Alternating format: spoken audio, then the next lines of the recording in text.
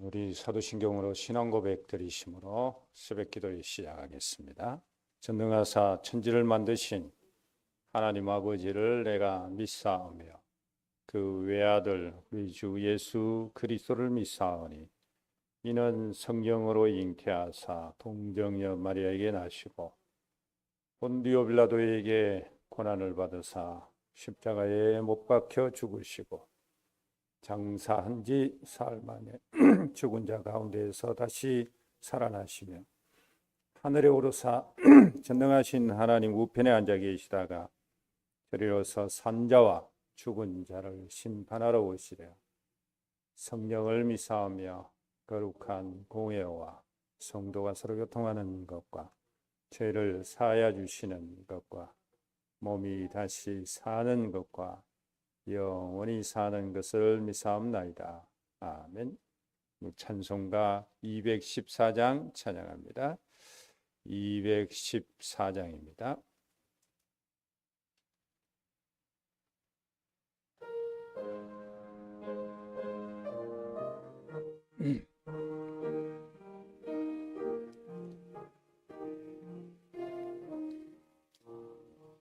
나 주의 도움 받고자 주 예수님께 빕니다. 더 구원하러 가시사 날 받아주소서. 내 모습 이대로 주 받아주소서. 날 위해 돌아가신 주 날 받아주소서.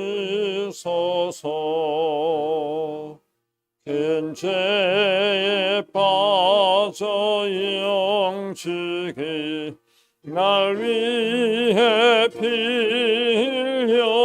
흘렸으니 그 형상대로 빚으사 날 받아주소서. 내 모습 이대로 주 받아주소서. 날 위해 돌아가신 주 날 받아주소서. 내 힘과 결심 약하여 늘 깨어 있기 쉬우니 그 힘으로 구원해 날 받아주소서.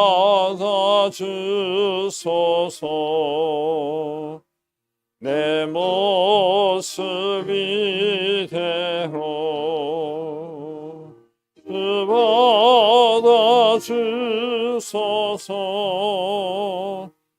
날 위해 돌아가신 주 날 받아주소서. 내 주님 서신 발 앞에 나 끌어 엎드렸으니 더 크신 역사 이루게 날 받아주소서. 내 모습 이대로 주 받아주소서. 날 위해 돌아가신 주 날 받아주소서.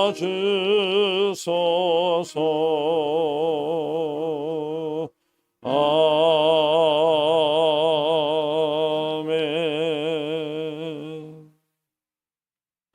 하나님의 말씀은 여호수아 24장입니다.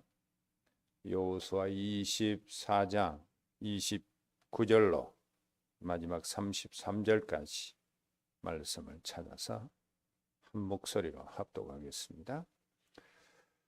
여호수아 24장 29절부터 읽습니다. 이 일 후에 여호와의 종 눈의 아들 여호수아가 110세에 죽음에 그들이 그를 그의 기업의 경내 딥낫세라에 장사하였으니 딥낫세라는 에브라임 산지 가스 산 북쪽이었더라.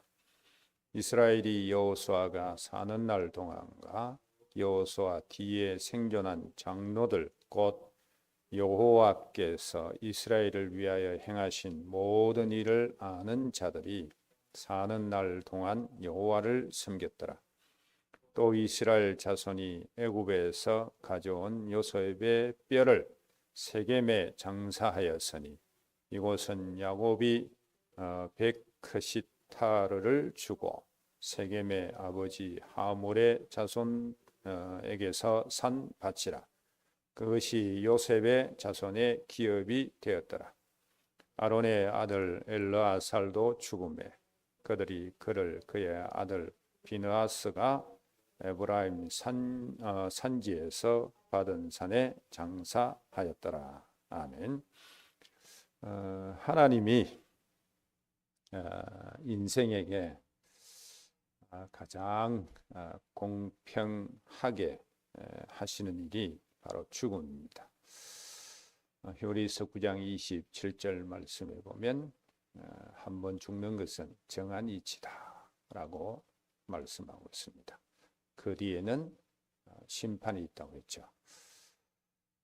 분명히 우리가 한번 살아가는 이 인생은 눈에 보이는 이 땅의 삶이 모든 것이 아니고 죽은 이후의 세계, 심판이 있다라고 했으니까 그 이후의 세계가 더 중요합니다. 그래서 우리는 이 땅을 눈에 보이는 대로 육정대로 살아가는 것이 아니라 진짜 하나님이 심판하셨을 때 우리에게 상을 줄 수 있는 그 자리에 설 수 있는 그런 보이지 않는 삶을 보는 것처럼 살아가는 이 땅의 우리의 삶이 되어져야만 됩니다. 그래서 우리는 이 한 번 살아가는 이 인생, 우리에게도 언젠간 죽음이 오면 하나님 앞에 서야 될 그 시간이 오는데, 그렇다면 우리는 무엇을 위해서 또 어떻게 삶을 살 것인가 정말 깊이 생각하셔야 됩니다. 하루하루 그냥 무의미하게 보내는 것이 아니라 정말 육신을 위해서 그 즐거움, 그 조그마한 즐거움, 그걸 위해서 사는 것이 아니고 또 한번 지나가면은 다 없어지는 인생들, 관계된 그런 거 있죠. 그런 것을 위해서도 사는 우리의 삶이 아니라 진짜 하나님이 내게 어떤 상을 주실까라는 것에 대한 이 하나님의 언약의 말씀을 붙잡고 그 속으로 들어지는 우리의 삶이 되어야만 됩니다. 우리가 아무리 사랑하고 아무리 우리 속까지 다 빼내주는 그런 사람이라도 죽으면 3일 만에, 좀 더 뭐 상황이 있어서 길면 5일 만에 다 그냥 묻어버리고 불태우고 한 줌 흙으로 돌아가고 어느 날 다 잊고 삽니다. 사실 깊이 따져보면 우리 인생하고 별로 상관이 없는 삶이에요. 그런데 사람은 다 그 인연에 묶여서 살아가잖아요. 근데 우리는 진짜 하나님과의 언약 관계에 묶여서 그것을 바라보고 살아가는 우리의 삶이 되어야 됩니다. 왜 이런 말씀을 드리는가 하면, 오늘 우리가 짧게 우리가 말씀을 읽었는데 그 여호수아의 죽음, 또 오늘 말씀에 보면 그 야곱의 그 아들 이 요셉이 이제 애굽에서 죽었지만은 이제 가나안 땅에 와서 그 뼈를 묻는 장면. 그다음에 이 가나안 땅을 정복할 때 그때에 진짜 하나님의 영적인 지도자로서 모든 사역을 함께 감당했던 아론의 아들 엘르아살 대제사장도 죽는 이런 장면을 우리가 오늘 말씀을 통해서 확인했습니다. 그래서 누구나 죽습니다, 여러분. 그래서 무엇을 위해서 어떻게 살 것인가 진짜 고민해야 됩니다. 인생 금방 갑니다, 여러분. 그래서 오늘은 이 말씀을 통해서 두 가지는 꼭 기억을 하셔야 됩니다. 첫째가 뭔가 하면 그래도 이 가나안 땅 정복의 주역이 그 지도자가 여호수아니까 여호수아의 죽음에서 찾을 교훈을 우리가 한번 살펴보겠습니다. 자, 29절 말씀에 보면 가나안 땅 정복의 주역이었던 여호수아의 죽음을 단 한 절로 기록하고 소개하고 끝냅니다.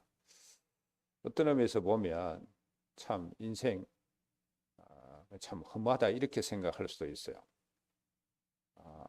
엄청난 하나님의 그 언약이 실제적으로 이스라엘 백성들 눈앞에 놓여져 있는 이런 가나안 땅 정복을 감당한 지도자 여호수아의 죽음이 한 절이에요.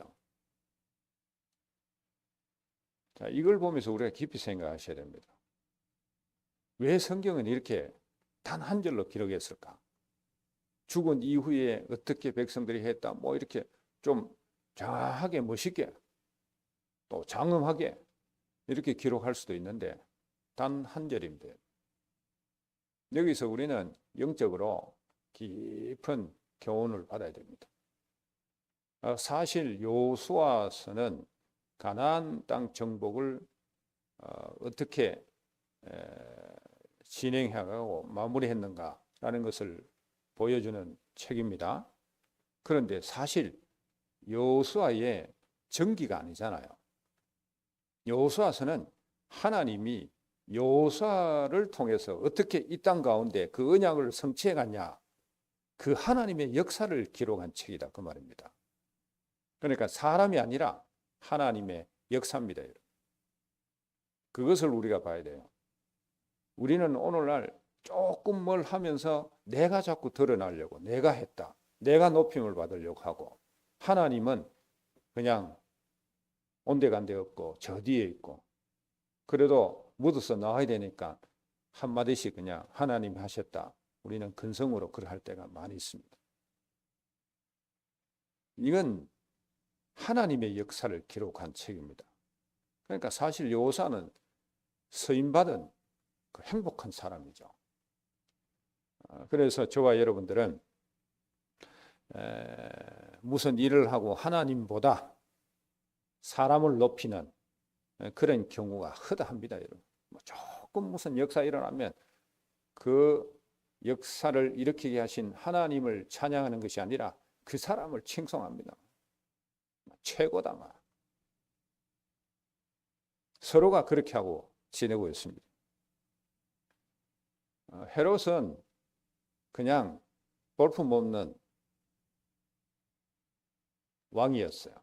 그런데 신하들이 옆에서 당신은 막 왕복을 입고 그냥 자리에 앉아 있으니까 신과 같습니다. 처음에는 듣기 어색했겠죠. 그런데 그 속에 진짜 신인가 하는 그 생각이 이제 들어가는 겁니다. 결국 죽었어요. 하나님이 치니까 죽어버렸습니다. 우리 모두가 그렇습니다.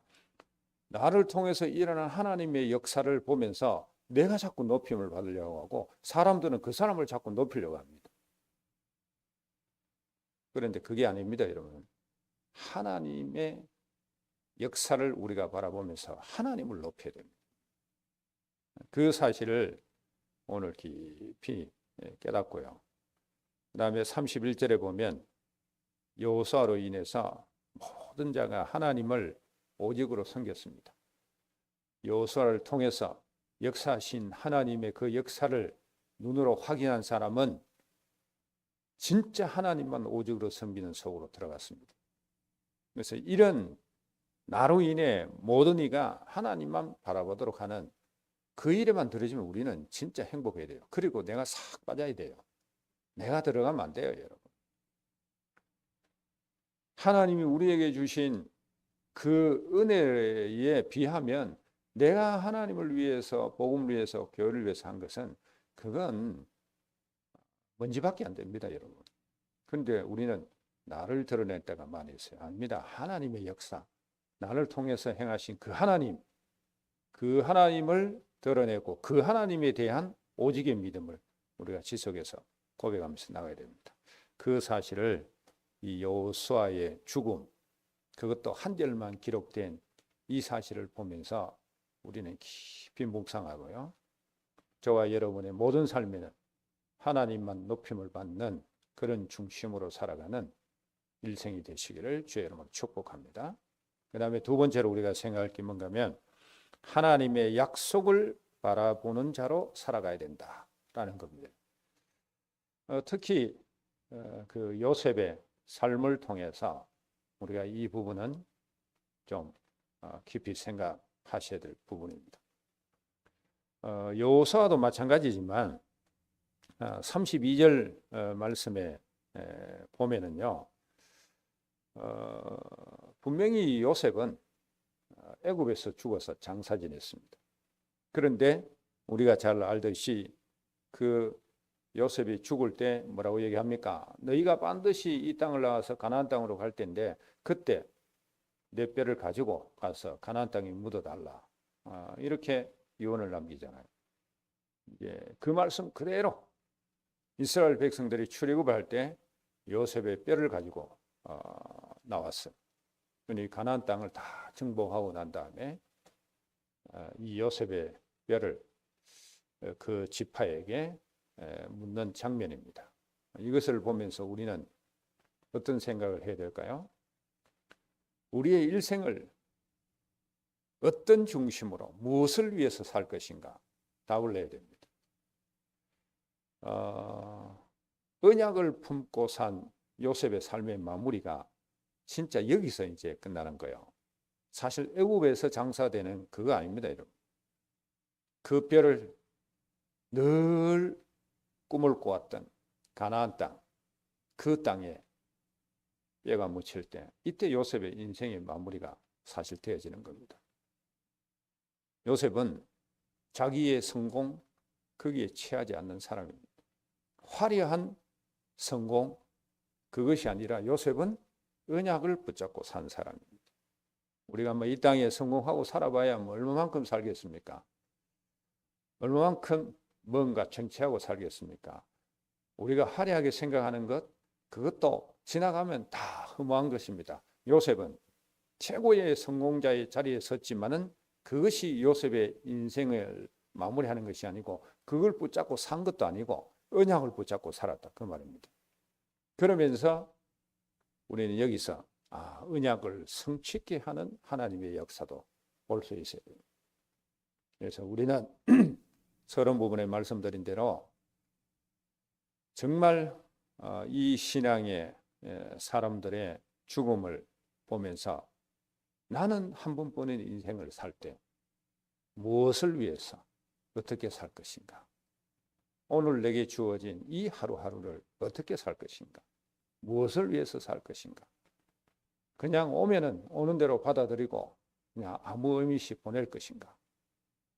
진짜 언약을 위해서 하나님이 역사하실 수 있는 그곳에 내가 헌신하도록 그리고 세상의 화려함과 잘됨과 모든 육신적인 그 인연보다 요셉이 품은 것처럼 언약을 이루는 일에 모든 마음을 쏟고 모든 인생을 쏟는 이런 삶으로 우리가 살아가야 되는데 그 고민을 우리가 하셔야 된다 그 말입니다. 그래서 저와 여러분의 주어진 인생은 나중에 하나님 앞에 갔을 때 상을 받는 그 자리에 설 수 있는 복된 삶으로 살아가시기를 주의 이름으로 축복합니다. 기도하겠습니다. 감사합니다. 하나님, 오늘도 이 새벽을 깨우며 귀한 말씀으로 우리의 인생을 다시 돌아볼 수 있게 하시고 무엇을 위해서 어떻게 살 것인가 깊이 하나님 앞에 서서 묵상하도록 말씀 주시니 감사합니다. 주어진 우리의 인생 허투루 살지 않게 하시며 무기력하게 살지 않게 하시며 세상 것으로 채워져가는 삶이 되지 않게 하시며 오직 하나님이 원하시는 언약 중심에서 믿음으로 살아가게 하시고 마지막 날에 심판하실 그때에 주께로부터 상을 받는 분명히 주어진 믿음의 삶, 언약의 삶으로 채워지는 우리 모든 성도들이 되어지게 하옵소서. 살아계신 주 예수 그리스도 이름으로 기도하옵나이다. 아멘. 자유롭게 기도하시기를 바랍니다.